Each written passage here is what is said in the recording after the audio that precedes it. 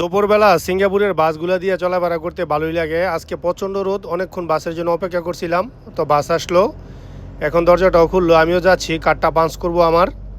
সিঙ্গাপুরের বাসের ভিতরগুলো কতটা সুন্দর এবং পরিষ্কার, মানুষ আছে অনেক দুপুরবেলা।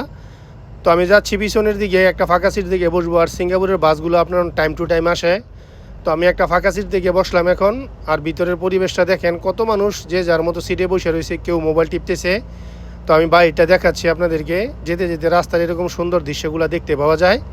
তো এখন নামবো আমি, নামার জন্য আমাকে আবার স্টপ বাটনে চাপ দিতে হবে, তাহলে ড্রাইভার বুঝতে পারবে যে আমি নামবো।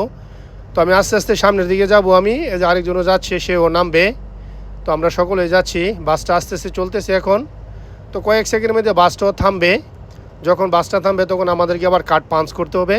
এই যে এখন আমরা বাস স্টপে চলে আসলাম, এই যে এখন দরজাটাও খুলবে। এই যে সে যাচ্ছে, আমিও এখন কার্ডটা পাঞ্চ করলাম, আমিও এখন নেমে যাব।